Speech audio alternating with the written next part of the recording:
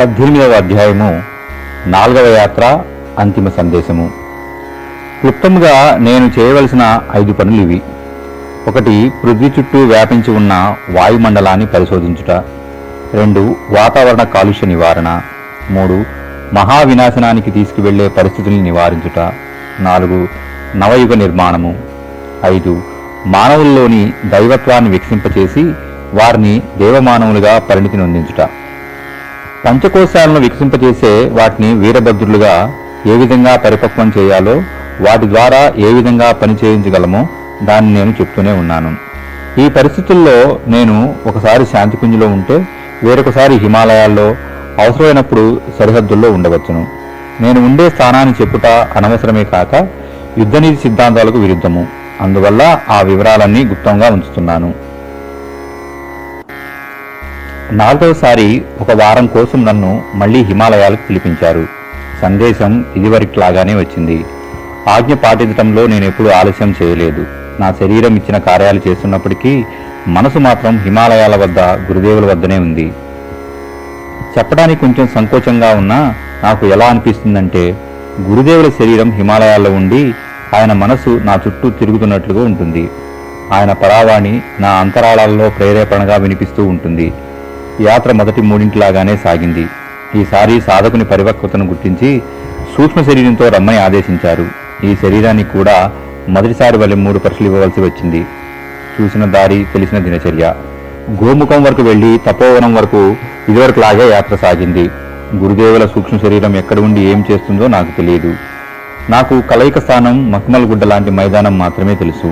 బ్రహ్మకమలాన్ని గుర్తించగలను కనుక గురుదేవుని కలిసినప్పుడు దాని అభివాదన చిహ్నంగా సమర్పించుకున్నాను. వందన అభినందనలతో సమయం పాడు చేయకుండా పిలిచిన కార్యాన్ని గురించి చర్చించారు. అయితే ఒక ఆలోచన, ఎన్నిసార్లు హిమాలయానికి వచ్చానో అన్నిసార్లు పూర్వపు స్థానాన్ని వదిలి కొత్త చోట పని ఆరంభించమని ఆదేశించారు. ఈసారి కూడా అలాగే అవుతుందేమో.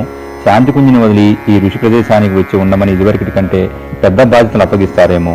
ప్రత్యక్షంగా కలుసుకున్నాక గురుదేవులు నేను ఇంతవరకు చేసిన పని మీద సంతోషాన్ని వ్యక్తపరిచారు.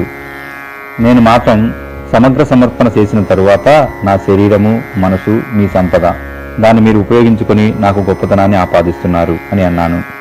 గురుదేవులు, నీకు ఇంతవరకు అప్పగించిన పనులన్నీ స్థానీయమైనవి. ఏ గరిష్ట మానవుడైనా వాటిని చేయగలడు. ఇటువంటి కార్యాలు పూర్వకాలంలో కొందరు మహానుభావులు చేశారు కూడా. నీవు ఇంక తర్వాత పనిని చేతిలోకి తీసుకుంటే ఈ పనులన్నీ నీ సహచరులు చేయగలుగుతారు. మొదటి చరణాన్ని సాధించిన వాడే అగ్రగణ్యుడుగా ఉంటారు. ఆ తర్వాత వారందరూ అనుచరులు మాత్రమే. తరువాత ఆచరణ ఇప్పటి వరకు నీవు చేసిన పనులంటి కంటే చాలా క్లిష్టతరమైనది. స్థూల వాయుమండలము, సూక్ష్మ వాతావరణం ఈ రోజుల్లో ఎంత విషాయుక్తమైపోయాయి అంటే, మానవ సభ్యత మాత్రమే కాక అసలు అస్తిత్వమే ప్రమాద పరిస్థితిలో ఉంది. భవిష్యత్తు అంధకారమయంగా ఉంది. నీవు, నేను, మేము అలౌకికమైన అద్భుతమైన కార్యక్రమాలను చేపట్టి పరోక్షంగా ఈ విపత్కర పరిస్థితులను ఎదుర్కొని నివారించాలి. పృథ్వీ చుట్టూ ఉన్న పరిధి, వాయువు, నీరు, భూమి అన్నీ విషపూరితమైపోయాయి. వైజ్ఞానికుల కౌశలముతో పాటు అర్ధలోలుపత కలిసిపోవటం వలన, యాంత్రీకరణ వలన అన్ని చోట్ల బలహీనత, రుగ్మత, అకాల మృత్యువు తాండవిస్తున్నాయి. అణ్వాయుధాలు రాతినీతిజ్ఞుల చేతిలో ఉండి ఏ క్షణంలో సంపూర్ణ పృథ్వీని భస్మం చేస్తాయో తెలియదు. ఇంకొక వైపు జనసంఖ్య విస్ఫోటనం భయపెడుతుంది. వీరు ఎక్కడ ఉంటారు, ఏమి తింటారు? ఈ ప్రమాదాలన్నీ పృథ్వీని మెల్లమెల్లగా నరకం చేసి వేస్తున్నాయి. ఈనాటి వాతావరణంలో గాలి పీల్చిన ప్రతి వ్యక్తి అతింత్య ఆలోచనలకు బానిసవుతున్నాడు. దానివల్ల దుష్కర్మలు చేస్తున్నాడు. వాటి చెడ్డ ఫలితాలు సహజంగా అనుభవిస్తున్నాడు. ఇదంతా అదృశ్య లోకాల్లో నిండి ఉన్న వికృత వాతావరణ ప్రభావమే. ఈ స్థితిలో ఉన్న ఎవరైనా నరపశువుల, నరపిశాచంలా ప్రవర్తించక మానరు. భగవంతుని సర్వోత్తమ సృష్టి అయిన భూమి ఈ విధంగా నరకంగా మారటం బాధాకరమైన విషయం. మహావినాశనం వైపు వెళుతున్న పరిస్థితులను చూసి విపరీతమైన బాధ వేస్తుంది. ఈ స్థితిని మార్చి సమస్యని పరిష్కరించడానికి గోవర్ధన పర్వతాన్ని తిరిగి ఎత్తాలి, సముద్రాన్ని లంఘించాలి. దీని కొరకు నీవు వామనుడిలా పెద్ద అడుగు వేయాలి. ఈ పని సాధించడానికి నీ ఒక్క శరీరం 5గా మారి 5 సరిహద్దుల వద్ద యుద్ధ ప్రకటన చేయాలి. కుంతివలే నీవు చైతన్యాన్ని పిండి 5 దైవపుత్రులకు జన్మనివ్వాలి. వీరి విభిన్న సరిహద్దుల వద్ద వేరువేరు భూమికలు నిర్వర్తిస్తారు. నేను మాటల మధ్యలో ఇలా అన్నాను. మీరు పరిస్థితుల గురించి చెప్తున్నారు. వాటి పరిష్కార మార్గం ఆలోచించడం మీ పెద్దల పని. నాకు చెప్పండి. ఎప్పటిలాగా ఈ తోలుబొమ్మని చేతిలో ఉంచుకొని ఆడించండి. సమర్పకుడైన నాకు ఆజ్ఞ మాత్రమే కావాలి. ఇదివరకు కూడా మీరు పంపిన ప్రత్యక్ష పరోక్ష సందేశాలకు నా వైపు నుండి నేను ఏ ఆటంకమూ పెట్టలేదు. 24 గాయత్రి మంత్ర పునశ్చరలు చేయుట, స్వాతంత్రోద్యమంలో పాల్గొనుట, చాలా యజ్ఞములు జరిపించుట, లక్షల సంఖ్యలో పరిజనులు ఉన్న ఈ విశాల సంస్థను స్థాపించుట మీ ఆజ్ఞ, మీ సంరక్షణ, మార్గదర్శనం వల్ల మాత్రమే నేను పూర్తి చేశాను. ప్రత్యక్షంగా అందరి ముందు నేను కనిపిస్తున్నా నా అంతఃకరణకు నేను ఎవరి వల్ల ఈ పనులన్నీ చేయగలుగుతున్నానో తెలుసు. అందువల్ల నాతో చర్చించవలసిన అవసరం లేదు. ఈనాటి పరిస్థితులను అనుసరించి మీరు ఏ అనుజ్ఞ ఇచ్చినా నేను పాటించడానికి సిద్ధంగా ఉన్నాను. నా శరీరంలోని ప్రతి అణువు, రక్తంలోని ప్రతి బిందువు, ఆలోచనలు, అంతఃకరణము మీకు విశ్వమానవత్వానికి సమర్పించబడినది. పరావాణిలో ఆయన తన ఆజ్ఞను ఈ విధంగా తెలిపారు. నీవు 1 నుంచి 5గా మారాలి. పంచపాండవుల వలె నీవు 5 రకాల పనులు చేయవలసి ఉంటుంది. నీ శరీరాన్ని నుంచి 5 శరీరాలు ఏర్పరచుకోవాలి. ఒకే చెట్టు మీద ఉన్న 5 పక్షుల వలె ఉండాలి.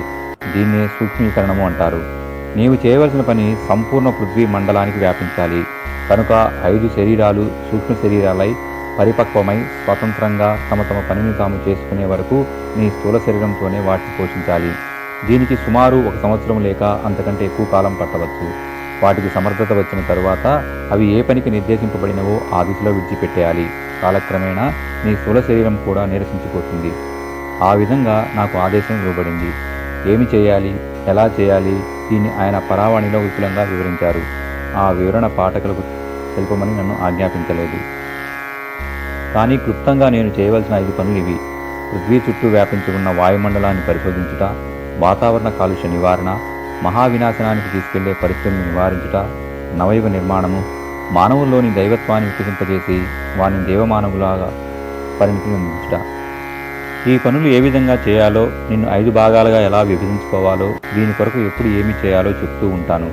భగీరథుడు, దచీచి లాంటి ఋషుల స్థితి పొందుటకు నీవు నీ లౌకిక క్రియాకలాపాల నుండి విశ్రాంతి తీసుకోవాలి. అనేక దిశల్లో విస్తరించి ఉన్న నీ శక్తులను అంతర్ముఖం చేసుకోవాలి. మా ప్రణాళికలను ధ్వంసం చేయుటకు, నీ శరీరం సమాప్తం చేయుటకు అసుర శక్తులు ప్రయత్నం చేస్తాయి. ఇదివరకు జరిగిన అసుర ఆక్రమణ పునరావృతం ఎప్పుడైనా ఏ రూపంలోనైనా జరగవచ్చు. కానీ నీకు, నీ పరిజనులకు నా సంరక్షణే కాక అందరి ఋషుల సంరక్షణ ఎప్పుడూ ఉంటాయి. ఇంతవరకు చేయుచున్న పనిని సమర్థులైన యోగ్యులైన పరిజనులకు అప్పజెప్పు. సంస్థలోని ఏ ఒక్క పని బాధ్యత నీ మీద ఉండకూడదు. మహాపరివర్తన కొరకు నా మనసులో ఉన్న పూర్తి ప్రణాళికను సమయానుకూలంగా తెలుపుతూ ఉంటాను. ఇలాంటి విషమ పరిస్థితుల్లో యుద్ధనీతిని ముందుగా చెప్పడం లక్ష్యానికే హాని కలిగిస్తుంది. ఈసారి నన్ను ఎక్కువ కాలం పాటు ఆపలేదు. బ్యాటరీ ఛార్జ్ చేసి అనేక దినాలు దానితో పని చేయించే కార్యక్రమం లేదు కదా. గురుదేవులు ఇలా అన్నారు: నా శక్తి ఇప్పుడు నీతో పాటే అదృశ్యంగా వస్తుంది. ఇప్పటి నుంచి అవసరమైతే నీతో ఋషులు కూడా ఉండి సూక్ష్మ శరీరాలతో పనిచేయవలసి ఉంది. తుదకు నాకు వీడ్కోలు ఇచ్చారు. శాంతి కుందుకు తిరిగి వచ్చాను. నా కార్యక్రమాలను తెలిపే ఆజ్ఞ వేడుకొన్నాను. కనుక పంచకోశాలను వికసింపజేసి వాటిని వీరభద్రులుగా ఏ విధంగా పరిపక్వం చేయాలో, వాటి ద్వారా ఏ విధంగా పని చేయించుకోగలమో దాన్ని నేను చెప్తూనే ఉన్నాను. భవిష్యత్తులో చెప్తాను కూడా. ప్రస్తుతము నేను ఏకాంతంగా ఉంటున్నాను. శక్తి సముపార్జన చేసి ఒక కేంద్రంపై పూర్తిగా ప్రయోగించుట ఈ సాధన ఉద్దేశము. ఈ పరిస్థితుల్లో నేను ఒకసారి శాంతికుంజలో ఉంటే వేరొకసారి హిమాలయాల్లో అవసరమైనప్పుడు సరిహద్దుల్లో ఉండవచ్చు. నేను ఉండే స్థానాన్ని చెప్పుట అనవసరమే కాక యుద్ధనీతి సిద్ధాంతాలకు విరుద్ధము. అందువల్ల ఆ వివరాలన్నీ గుప్తంగా ఉంచుతున్నాను. ఇప్పటికీ మోహవశమున అనేక మంది పరిజనులు నా స్థూల శరీరం గురించి అడుగుతూనే ఉన్నారు.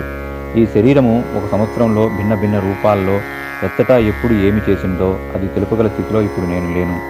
సమయం వచ్చినప్పుడు అందరూ వాస్తవికతను గుర్తిస్తారు. స్థూల శరీరపు విలువ ఏమున్నది? అది ఇచ్చట ఉన్నప్పటికీ సూక్ష్మ రూపం ఎచ్చటైనా ఉండవచ్చు. స్థూల దృష్టి ఈ తేడాన్ని కనిపెట్టలేదు.